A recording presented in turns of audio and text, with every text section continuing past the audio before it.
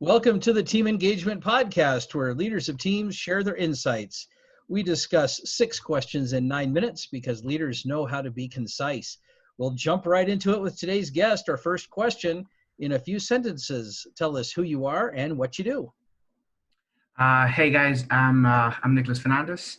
I am a founder of 2 startups named Memmzy, which caters to women's monthly needs in form of monthly subscriptions. And the second startup that I run is CreditSage, where we help people rebuild their existing credit. Fantastic. Question number 2, what's the best thing about working with a team? Uh, so the best thing in my aspect, well, in both startups, I have a small team, and the best thing about working with a small team is that our communication is great. We get to bounce ideas off each other, and that's where creativity thrives, basically. So I would say, yeah, the communication working in small teams is the best. Very good.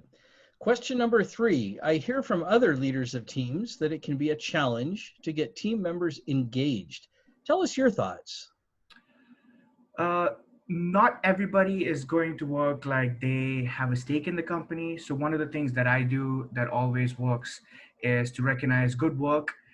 Anytime someone goes above and beyond, especially if it's a challenging task, I make sure their work is recognized, compliment them on it. Research shows that simply by recognizing an employee's work and providing valuable feedback, it increases the productivity uh, way more, and they're motivated to receive that same recognition again. Mm.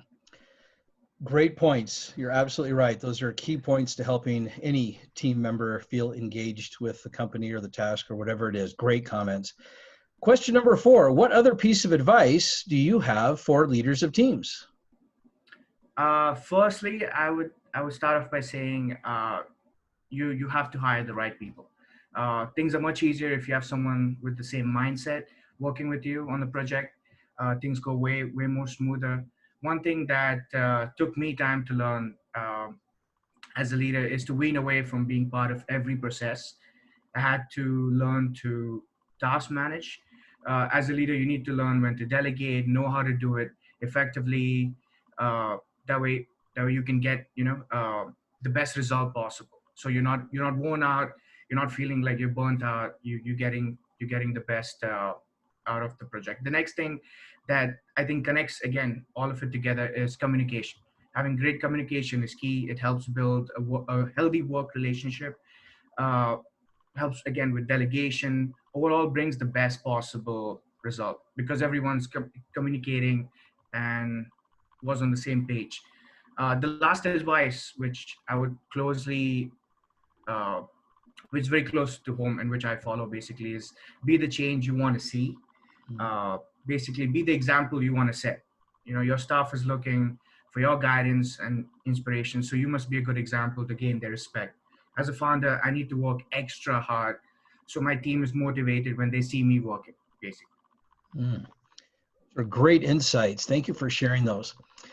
Question number 5, what other successful leaders of teams, such as yourself, would you like to recognize that have had a positive influence in your life? So I follow several entrepreneurs and founders, and one of the hardest working individuals that I know is my mother. Um, she works as a fraud and risk manager at a bank with a massive team under her, and she's passed a lot of the advice down to me that I shared today. She's a great example for women all around the world. Another mention I would like to throw in there is Elon Musk.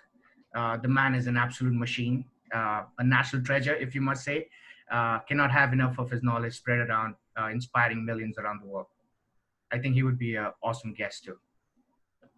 One of these days I'm going to get him on there, but I'd also like to thank you for recognizing your mother and the contributions that she's made. So thank you for recognizing those individuals. Last question, tell us about your first job.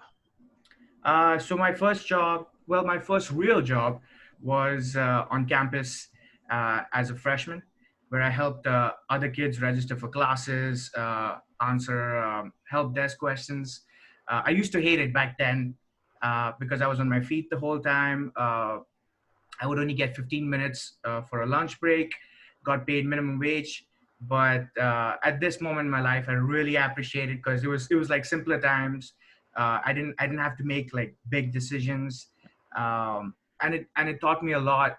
Mainly, I understood the value of money and time, Mhm. which right now contributes a lot in my life. So Well, it definitely does. So obviously some good lessons learned from that first job on campus. yeah. So thank you. Nicholas, thank you for joining us on the podcast today. How can people find you? Thank you for having me, first of all. And if you want to find me, I would like to plug my businesses actually. So, if you're a woman, you're looking for your period needs met, you could head on over to www.memmzy.com. You can also find us on LinkedIn, Facebook, Instagram, all of those platforms. And the other business that I do is for everybody, basically anybody who has bad credit. Even if you have good credit, you can get paid for it. Head on over to CreditSage. So that's credit-sage.com. Again, we are on LinkedIn, Facebook, and Instagram as well. Great. Thank you. This is Sean Richards with the Team Engagement Podcast, where leaders of teams share their insights. For more ideas, you can find us on LinkedIn by searching Blue Sky Business Consulting. Thanks for joining us. Have a great day.